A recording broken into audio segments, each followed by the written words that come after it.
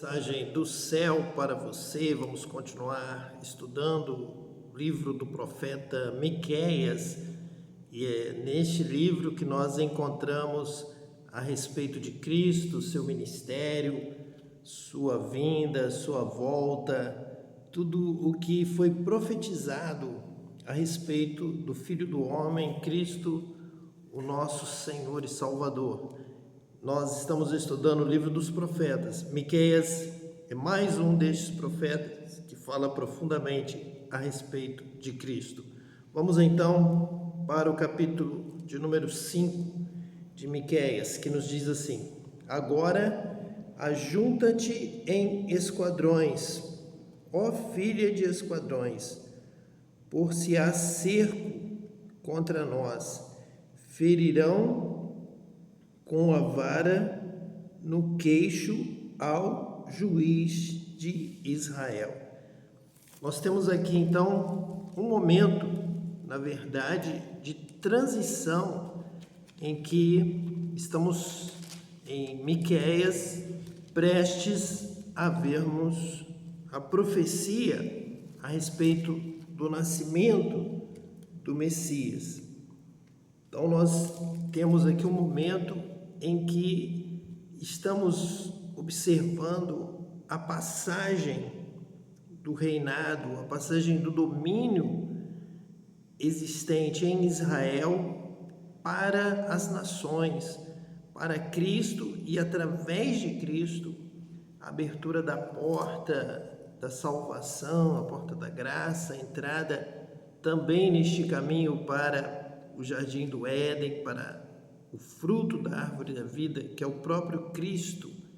Então é como se estivesse havendo um novo caminho, um caminho mais elevado, o caminho de Cristo, em que será ferido no queixo o juiz de Israel. Então aquela porta fechada das tradições judaicas, ela simplesmente está se abrindo, ela não é extinguida, não é retirada, ela se abre também para todas as nações. É o que nós encontramos a partir do versículo 2 deste capítulo 5 de Miqueias, que nos diz assim: E tu, Belém, Efrata, posto que pequena entre milhares de Judá, de ti me sairá o que será Senhor em Israel, e cujas origens são desde os tempos antigos, desde os dias da eternidade. Então, é a profecia que foi assumida lá em Mateus, capítulo 2, versículo 6, ou em João, capítulo 7, versículo 42, que então fazem referência a esta profecia em Miqueias que anunciam a Cristo, o seu nascimento em Belém, Efrata, uma pequena vila entre milhares de Israel, e nela então nascendo o Senhor, o Cristo, o Messias, o que vai reinar para todo sempre, o descendente de Davi, por isso nasce em Belém e cumpre esta promessa da raiz de Davi, para que ele possa então reinar para todo sempre. O seu reino, ele vem desde os dias da eternidade, então ele engloba toda a criação. Ele não está restrito a Abraão, não está restrito a Moisés, a Davi, não está restrito a nenhum rei ou profeta. Ele está sendo então estendido para todas as nações, para todos os povos. Nós estamos aqui, nós fomos batizados com o Espírito Santo, nós fomos chamados por Deus por causa de Cristo, porque o seu ministério, a sua unção, se derrama sobre todos os povos, todas as nações, todos então podendo exercer este ministério na presença de Deus. Não há mais distinção entre grego, judeu, entre qualquer tipo de nacionalidade ou qualquer outra condição. O que abre essa porta é a fé, pela fé Então nós recebemos a graça de Deus, somos salvos por esta superabundante graça que se estende a todas as nações. E através desta graça derramada, nós temos a unção do Espírito Santo, o batismo com o Espírito Santo. Então, nós somos capacitados para realizar a obra de Deus. Então, nós realizamos as obras de Deus, o serviço a Deus, o ministério na obra de Deus, tudo isso através do dom do batismo com o Espírito Santo. Versículo 3 de Miqueias 5 diz assim: portanto, os entregará até o tempo em que a está de parto tiver dado à luz. Então o resto de seus irmãos voltará com os filhos de Israel. Então a profecia continua, o nascimento de Cristo, a forma do seu nascimento, e que após Cristo então haverá uma unidade da fé, haverá um só Espírito, uma só fé, um só batismo, o batismo do alto, o batismo com o Espírito Santo, e haverá então essa unidade entre o povo de Israel, as nações, todos aqueles que crerem, todos os que forem batizados com o Espírito Santo, todos podem ser batizados com o Espírito Santo. Esta é a mensagem que nós estamos aqui transmitindo a respeito de Cristo. Versículo 4: e ele permanecerá e apacentará o povo na força do Senhor, na excelência do nome do Senhor seu Deus.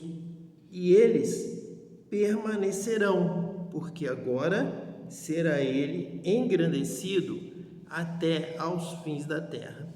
Então, todo este versículo é realmente este caminho que nós estamos traçando, buscando esta revelação de Cristo. Nós temos falado, Cristo é o Cordeiro de Deus, Cristo é o que batiza com o Espírito Santo, Cristo é o que traz a alegria da vida eterna, da salvação, Cristo é o que nos ensina todas as coisas, Cristo é aquele que nos retira das trevas, do mal, da ignorância e nos dá realmente os dons espirituais, dom da sabedoria, dom da ciência, dons de discernimento de espíritos. Então, tudo isso é possível porque ele permanecerá, porque é com unção, é com poder, é com glória, porque ele venceu a morte, porque ele ressuscitou, porque ele pisou na cabeça do diabo, da serpente, aquele que enganava, que mentia, foi derrotado. Todo aquele que tem o dom do Espírito Santo tem sabedoria para vencer o diabo, para vencer o mal, para vencer a mentira, todo engano. Então ele permanecerá e apacentará o povo, porque agora ele é o Rei dos Reis, ele é o Senhor dos Senhores, ele ressuscitou, ele está vivo, ele está conosco, tendo ressuscitado, tendo tomado lugar à destra do Pai, agora em espírito. Deus é espírito, e Cristo agora em espírito, ele também pode estar visitando o seu povo em toda a terra, ele pode estar em todas as partes da terra, ele está aqui conosco. Então ele apacentará o povo. Cristo é o nosso pastor que apacenta o seu povo em toda a terra e em todos os momentos. Ele nos traz aqui, fala conosco, nos ensina, nos revela, nos reanima, nos dá autoridade, porque ele apacentará o povo na força do Senhor. E quando falamos em força do Senhor, é claro, é evidente que a referência à força do Senhor na palavra de Deus, na revelação, é o batismo com o Espírito Santo. Recebereis poder ao descer sobre vós o Espírito Santo e ser-me-eis testemunhas em Jerusalém, na Judéia e Samaria, até os confins da terra. Isso é a força do Senhor, por isso ele permanece, por isso ele nos reanima, por isso ele se move em nós, ele está dentro de nós, ele é a nossa força, é ele que nos dá essa alegria, certeza da presença, da salvação, da glória de Deus, da inspiração de Deus, da sabedoria de Deus, da revelação de Deus. Essa é a força do Senhor, na excelência do nome do Senhor, seu Deus. Então Cristo também, ele assume, ele requer para ele mesmo essa condição de que ele trabalhava na força do Espírito Santo, dirigido pelo Espírito Santo, na força de Deus. O Pai estava com ele, realizava a obra do Pai, ele aprendeu com o Pai lhe ensinava. Então, todo este relacionamento de Deus com o Filho, do Pai com o Filho, e nós também temos este mesmo relacionamento, somos um com Cristo da mesma forma que Cristo é um com o Pai, todos interligados aí pela força do Espírito Santo. Então, essa é a obra que Jesus diz, eles permanecerão, e eles permanecerão. Então, permanecerá o povo de Deus, a obra de Deus.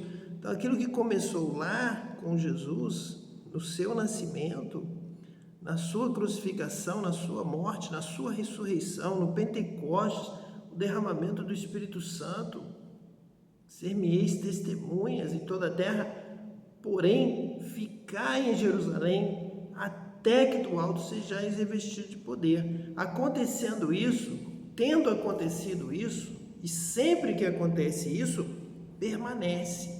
A obra de Deus cresce e permanece, porque é na força do Senhor, é na força do Espírito Santo, é no poder do Espírito Santo. Essa é a promessa do Pai. Muitos não permanecem, muitos se perdem porque não esperam o revestimento do poder do Espírito Santo, não recebem, e por tentar fazer a obra com conhecimento humano, mente humana, entendimento humano, eles se perdem, eles se confundem, eles se enganam, eles enfraquecem e não permanecem. Mas aqui está a palavra profética. Se você está conosco aqui estudando as Escrituras, aprendendo, lendo, conhecendo as Escrituras, conhecendo a revelação de Cristo, você já sabe o que faz a obra de Deus permanecer. É a força do Senhor, é o batismo com o Espírito Santo. Nós estamos interligando a palavra dos profetas, da Torá, da lei de Moisés, desde o Gênesis, passando pelos profetas, pelos salmos, pelos demais escritos das Escrituras Sagradas, e vamos chegar em Cristo e vemos então se cumprir em Cristo toda a palavra das Escrituras do Antigo Testamento, e já agora sabemos quando permanece, o que fazer para a obra de Deus permanecer, para crescer, porque agora será ele engrandecido até aos fins da terra. Então o Espírito Santo é derramado aqui agora, é derramado em todas as nações, onde houver pessoas que vão na palavra, buscam a palavra, creem e assumem no coração um propósito fiel, firme, que Deus conhece o coração de cada um, de guardar essa palavra, amam essa palavra, e vão guardar, querem guardar, o Pai dá o Espírito Santo para o Filho e ele derrama, ele batiza com o Espírito Santo para que este propósito que é da vontade de Deus, que agrada a Deus, se cumpra e em todas as nações, porque agora será ele engrandecido até aos fins da terra, até os confins da terra. No Novo Testamento é o batismo com o Espírito Santo que engrandece ao Senhor, engrandece a obra de Deus, que faz permanecer a obra de Deus, que é o povo de Deus sendo apacentado na força do Senhor, sendo fortalecido, batizado com o Espírito Santo em todas as nações da terra. Uma visão constante que Deus tem me dado de estarmos nós reunidos, e uma visão de uma parede de rochas, uma parede de pedras, de rochas muito alta.